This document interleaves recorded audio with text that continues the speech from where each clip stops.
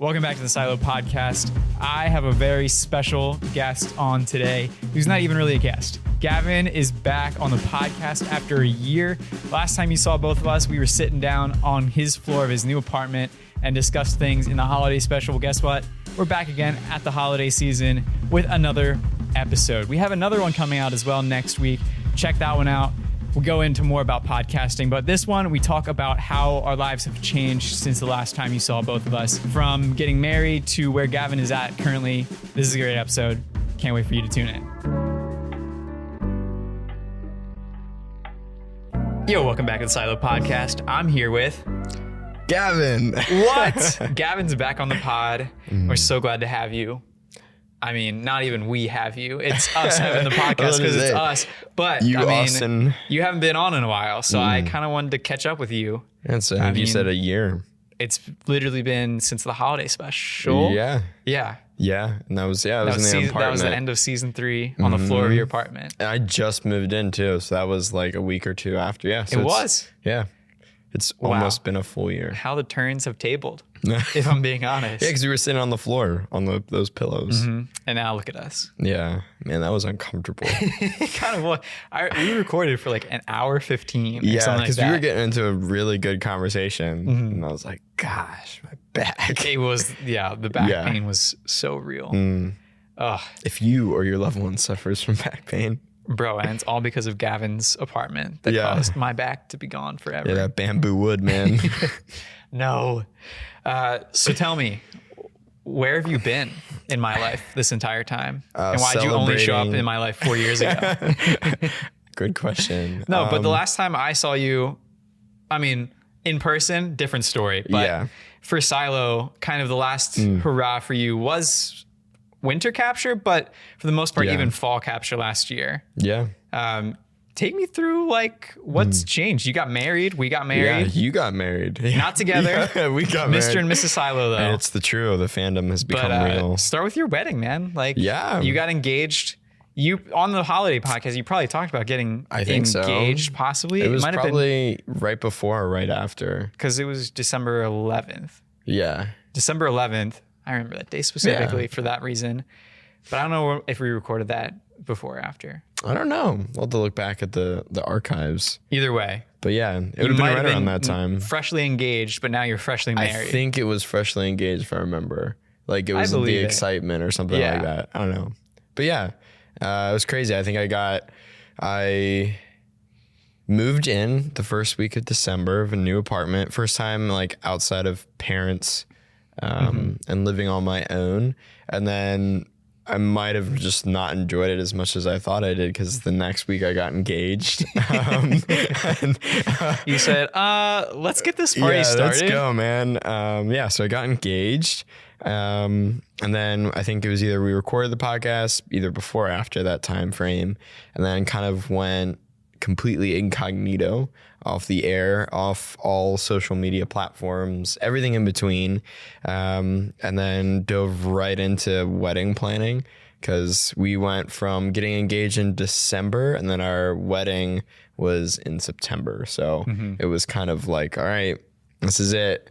And it was funny because and during the summer, we were talking about like potentially getting like what marriage would look like. And she was like, well, what if we just get married in May? And I was like, sure. And then now looking back at it, we kind of laugh about how like when you put the wedding planning in it all, like if we just went and eloped, it would have been a much different story. But I think it was definitely worth the wait and it was awesome. And so we got married, and then right along that time, you also got engaged. Yeah. And it was like February.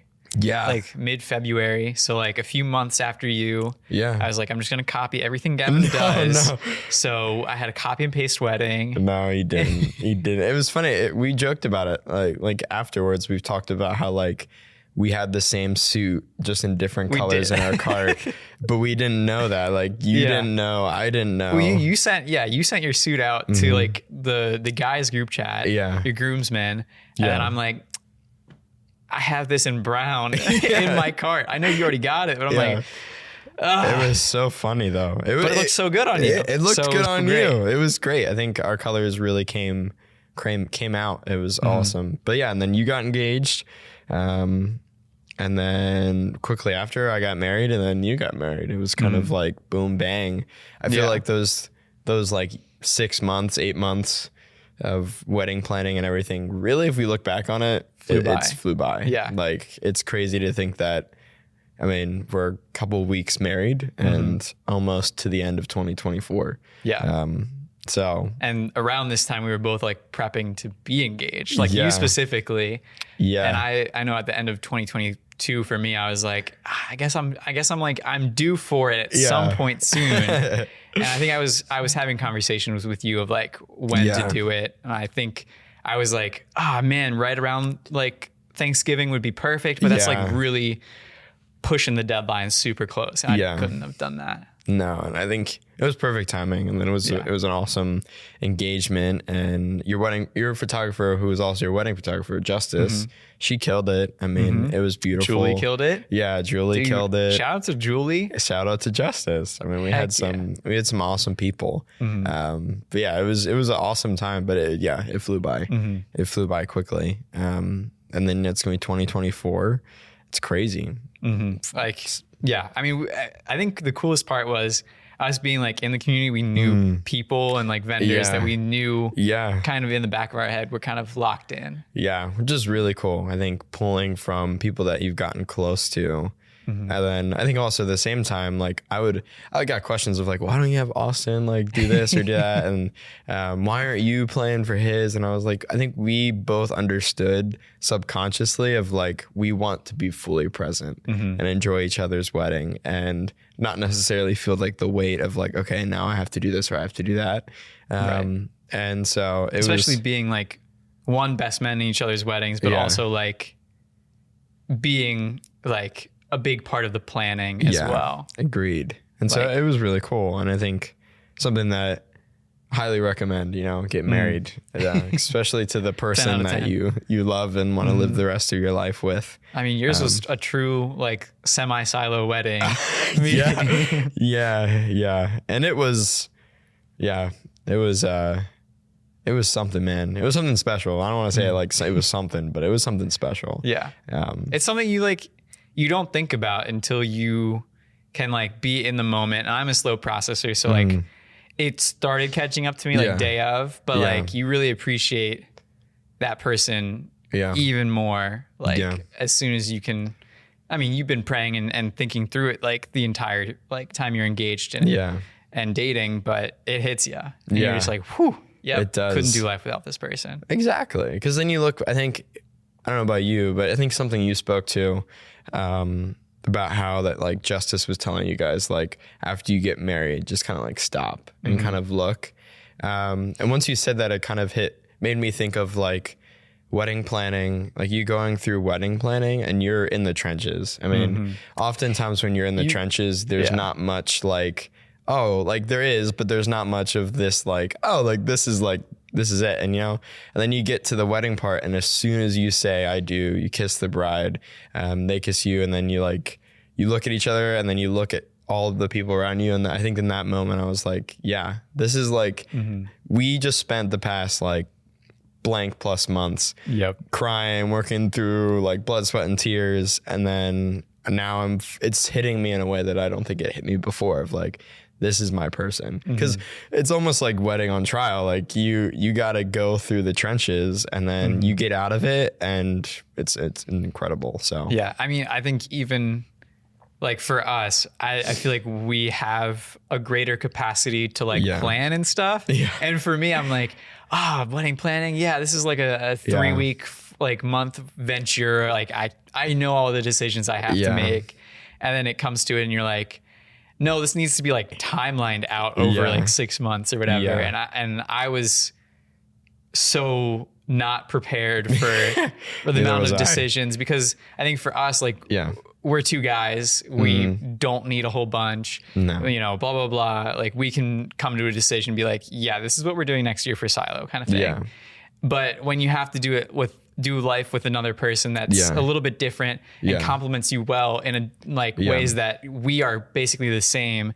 You know, our wives complement each other in different, like complement us in different ways than we can to each other. So it's a decision that has to be made from two fronts rather than like two people going in at the same time. I agree. I don't know if that made sense, but in my head, that's how made sense. How it came through of like, it was interesting because I just thought, I'm like, man, I can get this done in a month. This is easy. I'm like, that was if I did it by myself, but the point of marriage is not to do it by yourself. Exactly. So and that's what threw me off guard a little bit. Man. And I think something I think I saw the other day of just, it's learning not only to serve, but to be served. And oftentimes I think it's something I'm realizing it's so easy for me to like serve and serve and serve, but it's so difficult for me to be served.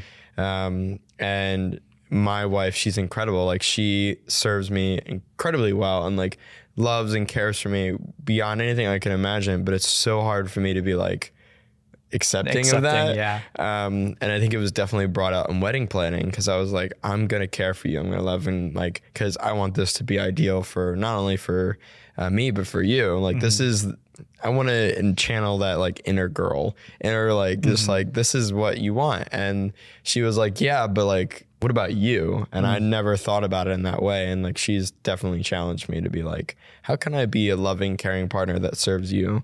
And so I don't know about you, if that was, if a similar experience for you and Katie of like, I just want to do everything for you. And then she's like, nah, fam, like, that's not how this works. It's serving and to be served. Right. So. I think for me, it was, I'm a man of actually very few opinions when it comes to like all this wedding stuff. So I was like, hey, you can have like all your dreams because this is what you've want and dreamt of, and like knew that, you know, there was a lot of non-negotiables on your end. But for me to find my voice in that as well and to realize that she wanted my dreams to come true too, but I had, you know, a few less than her.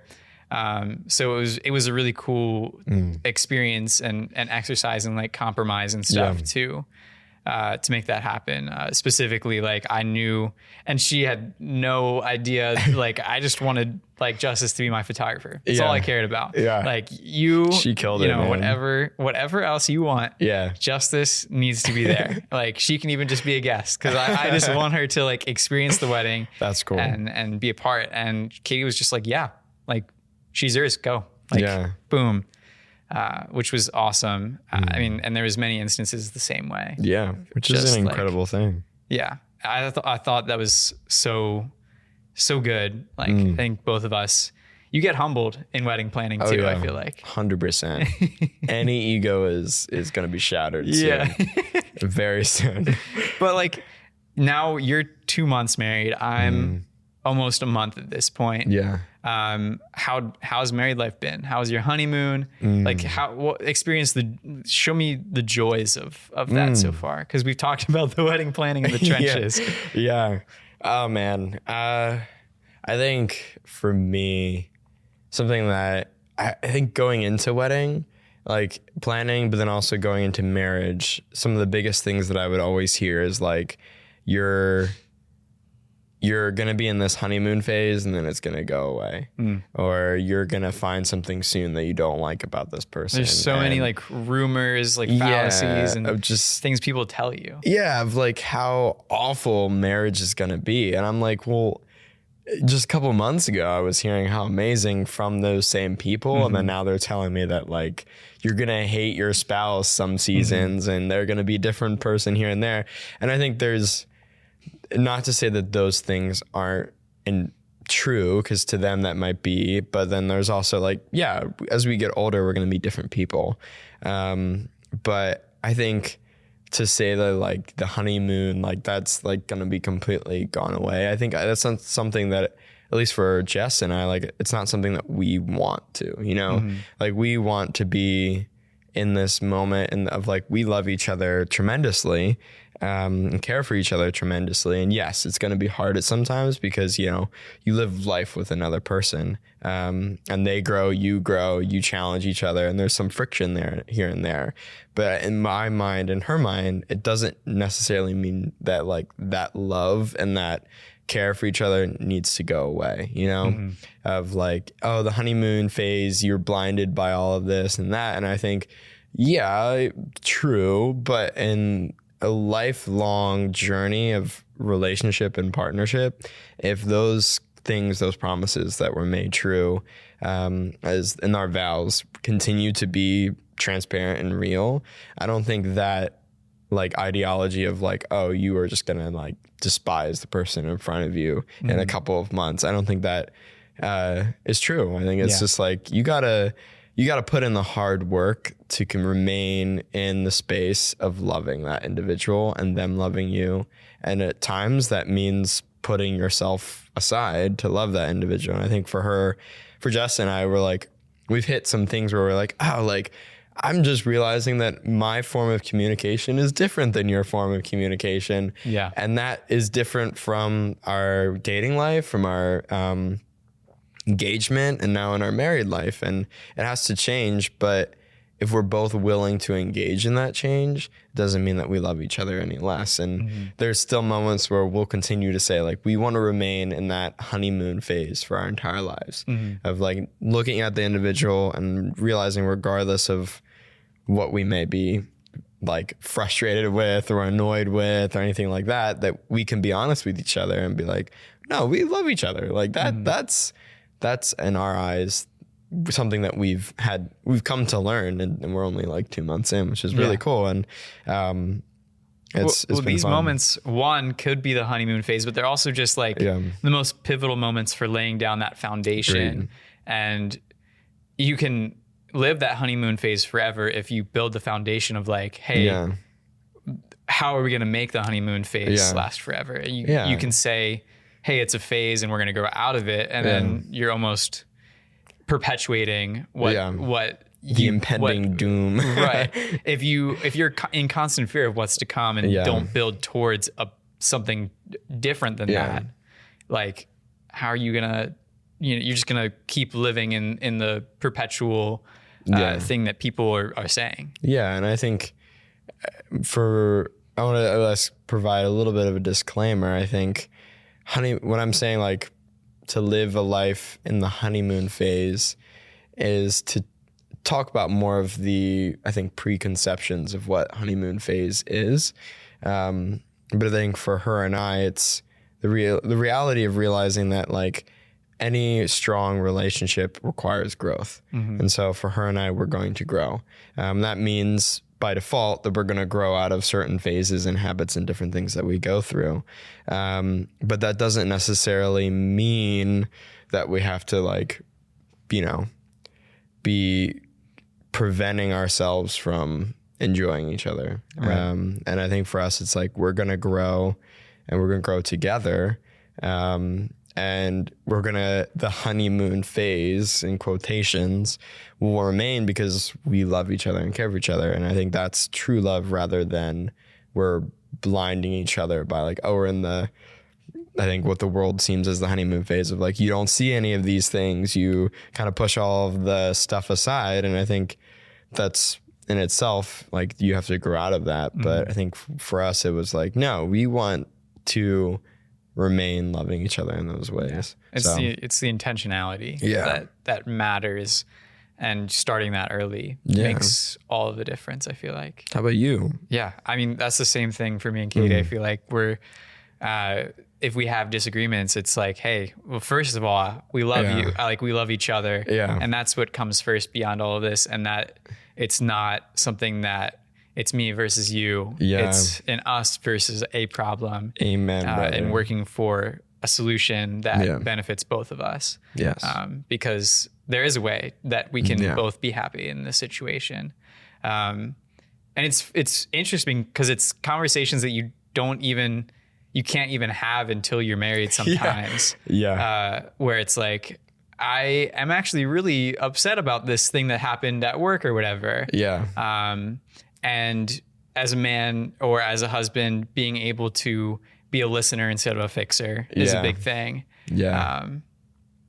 And so, I mean, I'm just really enjoying Katie and Amen, finding man. out how to communicate well to her. And It's a process. It's a lifelong journey. Yeah. And that's the thing. Like, if we both recognize that it's the lifelong thing, there's grace in the moment for those mess ups or for those moments of, you know, either too much or too little being said. Very true. And now we're going to rewind it. There it is. So you did do that. Yeah, there you go. Back. You asked to give the people what they wanted, and I'm glad you're the man of the people. I didn't. I am the man of the people, and I got what I could in this little circle. You know, that's some dance moves from the wedding. You know? It was from the wedding. I was hanging loose at the wedding. That is for sure. I'm sure you saw from afar. Yeah. I have some photos of you and I at the wedding. Oh, perfect. For Sweet Caroline. We were pointing at each other. That's amazing. I can't wait to show you. Anyway, so let's rewind it back and discuss kind of what this last year has been like. Yeah. The people who have been missing you, and I've been missing me being able to speak properly. You do speak properly. But our experience last year has been a difficult one with Silo. Our relationship with Silo has not been as easy as in years prior. And I think to frame it well is to go back to like Fall Capture 22. Yeah. Because I think leading up to that, we were feeling tired and a little bit burnt out. And then just walk me through kind of what happened after that a little bit. Yeah. So it's crazy. It's already been a year since that date. But yeah, I think Fall Capture was, I think a climatic experiment, if I should say, an event. I think personally for me, but also for the both of us. I think coming into it, there was already a lot of thoughts, I think, on both of our minds of like, oh snap, like we're hitting kind of this really like good rhythm, but then also at the same time experiencing exhaustion, being very tired, and then right on the cusp of, you know, heading into engagement, married season, all that kind of stuff. And then personally going through finishing like a lot of schooling, and then chuck in, you know, just my health, if anybody kind of listening knows of my health journey. And so I think for both of us, I think we kind of understood what Fall Capture could necessarily entail. It was, I feel like it was like, looking back on it, at least, my feelings were like, we need to make room and space for what's coming next, but also we're in this momentum where we have to keep topping each other, or keep topping, not each other, each event. Yes. And it was like, well, that's exhausting in itself, but then how do you find rest in the exhaustion that keeps happening? Yeah, which is incredibly difficult, I think, especially at our age and the time, and also running a creative community with people, I mean, ultimately 24/7 is exhausting. And so, and all of the episodes prior to that of us talking about rest, like it's funny, like we're not only speaking to you guys, but then also to ourselves. Oh, it's such this is therapy. Yeah, it is. It's really a double-edged sword. And so I think because of that, there was things that I think I was beginning to realize about myself that I didn't necessarily enjoy or like because of what was going on in Silo, and the things that we were doing were incredible, but the focus and dedication that I knew that the next season would take is, I think, a personal, like, I don't know if I can be not only ready for that, but then also I don't know if I can handle it and give it the integrity that it actually deserves. But also at the same time, like feeling that God was kind of pulling me into this space that I honestly did not want to go into.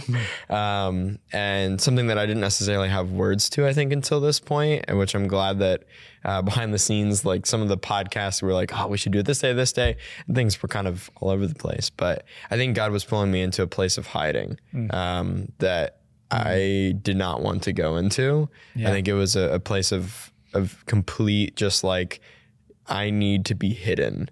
And I need to work through this process of incredible refinement that is a burning furnace that I do not enjoy. Like, nobody likes to be challenged and to change spheres. And so I think if we put it in the timeline, it was fall capture, me kind of coming into this moment of reality, and then quickly kind of us getting and ready and planning for our next like couple events, and then we had the winter capture and some other things that we did, and I think us behind the scenes communicating, like, Austin's incredible, guys, but he was like, take as much time as you need to kind of work through this and work through this process.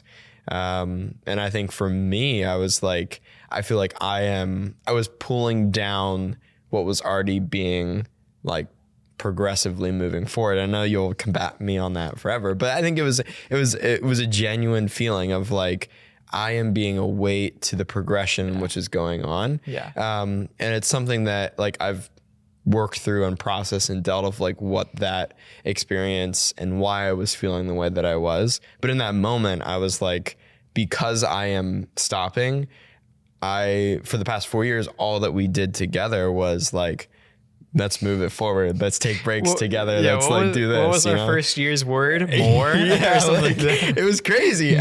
But like, we always did things as a unit, you know, like, we both took a break after that first year. Like, we both decided to do this. And this was one of the first moments where I was like, no, like, you're moving forward and I need to take a step back. And that was like incredibly scary. Well, I was like, okay, man, like, take as much time as you need. I'm like, I will front the bill for like this next month or whatever. And then I would love to take a break too once we figure it out. You know, like, once you find your reckoning with yourself and God and the world and blah, blah, blah, and all that stuff. I'm like, I can't wait. And then I'll be able to take a little break in like January or whatever. Yeah. And it didn't go as planned. I mean, it ended up being like, I've been completely away from the limelight for a full year, 365 days plus some. And Austin has been really, like, you've been taking the charge with pretty much everything. Like, I've been completely detached from all social media platforms, everything in between. I think that was a hard conversation too that we dealt with, where you're like, no, you can actually handle this. You can actually do everything. I'm like, bro, I don't want to handle it without you. Like, I remember December last year, I feel like was pretty challenging, at least in my head. Like, almost feeling like going through a breakup of like, you basically saying like, you need space kind of thing. And I'm like, obviously, as a friend, like, I wanted you to have all the space in the world, but in the back of my head, and I learned how to communicate that to you later in like the coming weeks after that, of like, no, but like, I want to either have you take your break, but then obviously I want you to be a part. Like, I don't want it to be a forever goodbye. So I want you to be in deep rest and completely disconnected for like as long as you can, or as much time as you can. But then you complimenting me and hyping me up like you do, of like, well, you actually don't need me. I'm like, I don't want to hear that. That is some like relationship manipulation that you're trying to get me to believe in myself. Get out of my head. And I mean, and that was some of the hardest like things to hear from you. And I know we had like long voice memos back and forth all throughout December. And I think that took us to like an early January spot where you're like, hey, I kind of feel better. Let's give it a dive.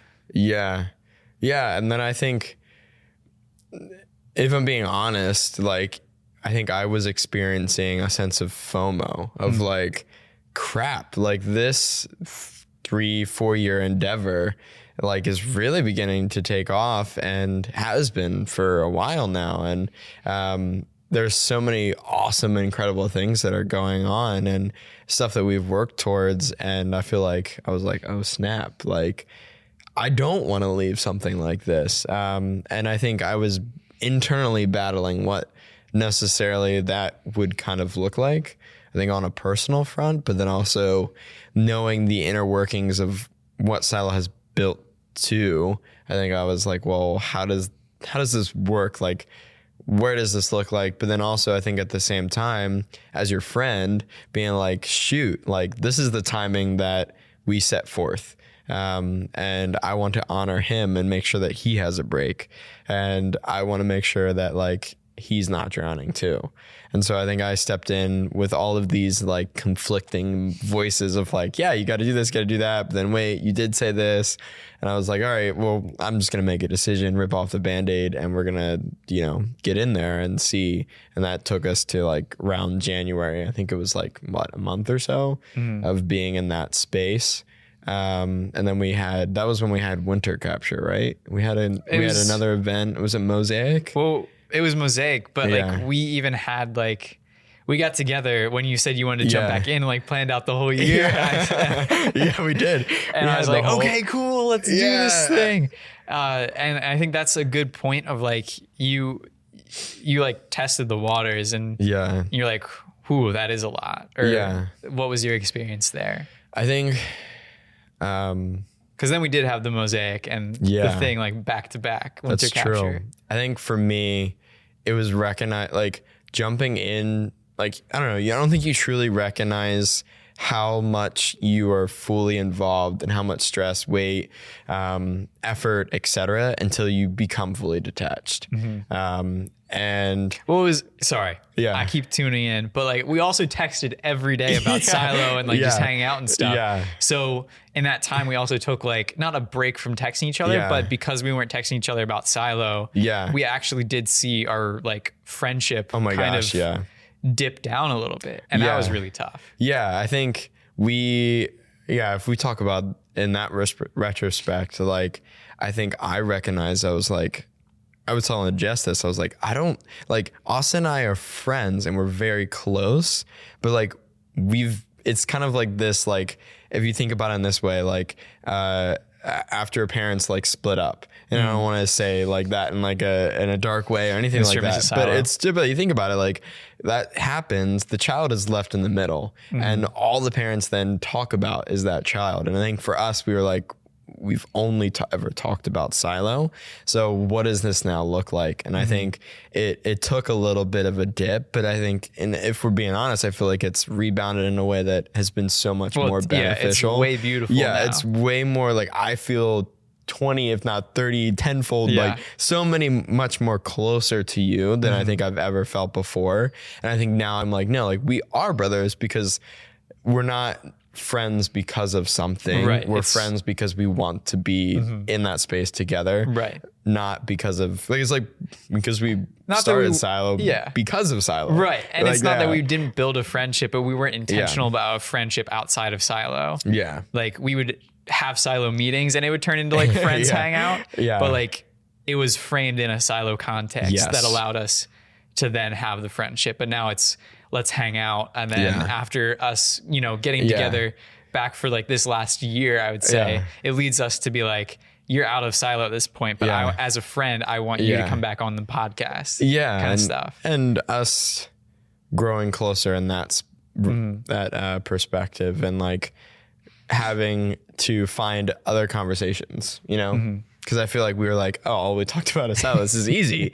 We're in the trenches. But there was always 4 things in the bucket to talk about. Yeah, we're constantly in conversation, and now it's like, no, rather than it being an excuse to have a conversation, that's actually intentionally talk, and that's been awesome. I think it's been incredible.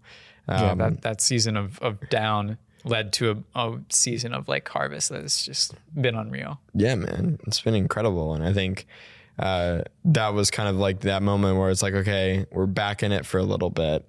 This is cool. And then I think we were both getting excited, but then I think I also was like recognizing, holy cow, like this is so much. And the weight that has been off of me for the past couple of months, I actually have enjoyed that feeling. Yeah. And I think I kind of began to recognize like I need that continual like weight lifted off, especially for what I'm heading into, because marriage and wedding planning, but then you chuck in I'm finishing my master's degree, and so he's an insane master's student about to graduate for a double bachelor's in like the next month. Yeah, so I think for me, I was like, I cannot give 100% to everything, and nor do I want to give less than that to the things that actually deserve it. Yeah.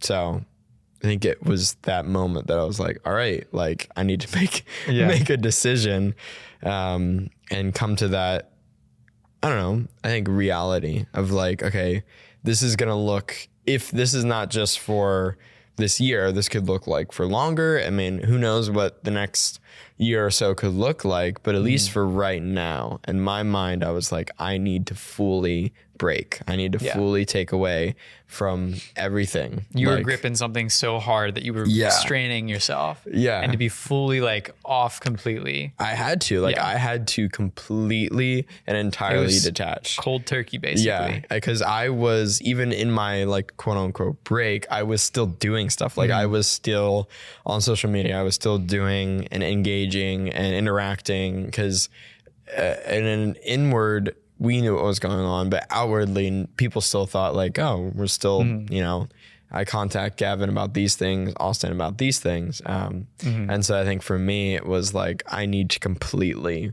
rip the Band-Aid off, get away from everything. And not saying that it was because of Silo or anything like that is bad, or there was any in particular reason. It was poor reason. It was more for like, I need this. Like this is the moment where I need to like completely detach and go into that place of hiding. And it served you so well. Yeah. And I mean, like, just in general, so thankful that like all that happened to get us to where we are now. Me too. Like, I think it was necessary. And so because of that, like I've been away from everything. Like I'm no longer doing anything on social media. I've kind of detached from anything in general. Like I feel like I've just been a hermit in a cave. And honestly, I would love for this to be like one of the next podcast episodes of like discussing like the elimination of hurry and stuff that like, cause it has been a really cool transformation. Yes. Seeing you being able to like minimize even just like your closet and stuff like that. Like some really cool stuff that you've learned from the book that you read. I had to deconstruct my life and I think reconstruct it in a way that has been better, and I think I'm still in that process. Yeah, and it's hard, but it's good. Yeah, and I think there's beauty in like the refinement of it. My gosh, man! Everybody needs it. I think everybody needs it for sure.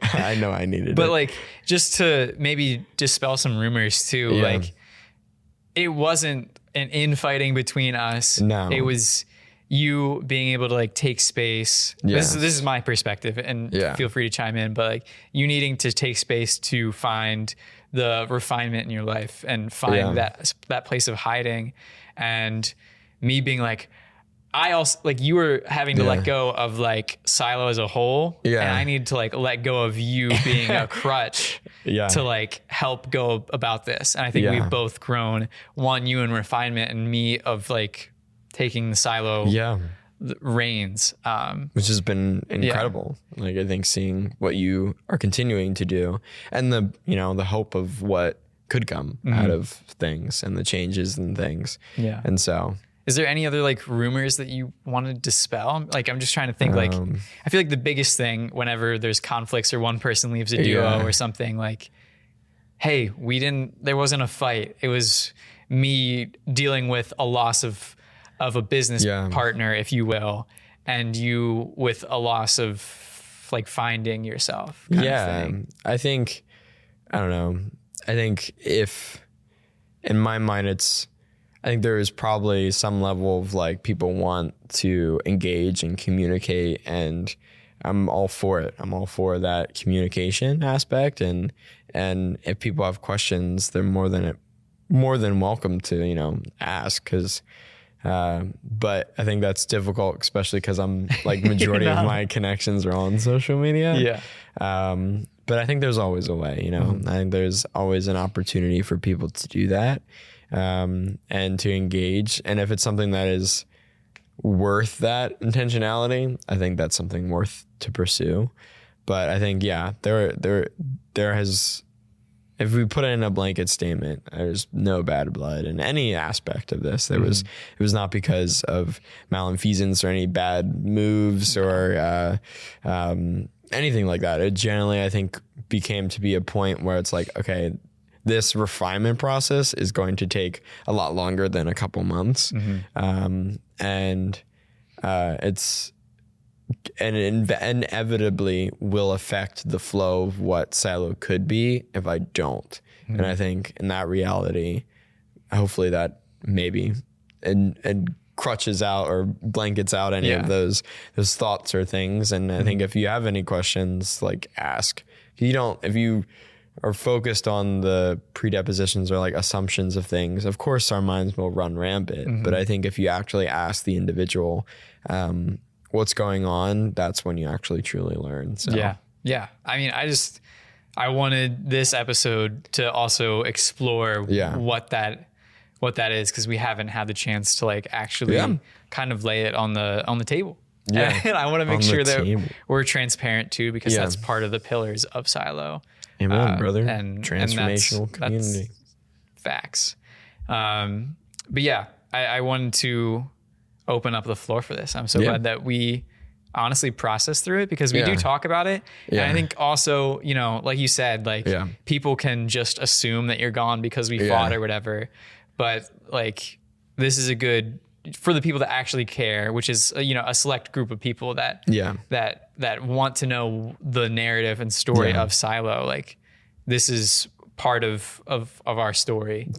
And it's been really cool. And like you said, there was no malfeasance. Like, we were both best men in each other's weddings. Like, dog. If there was ever a problem, we would have hashed it out either before that or that wouldn't have happened, I feel like. At least in my head. I agree. So, anyway, thanks for watching, guys. This has been why Gavin has not been around recently, and also stuff about the wedding. Appreciate you guys, and we'll talk to you soon. Peace.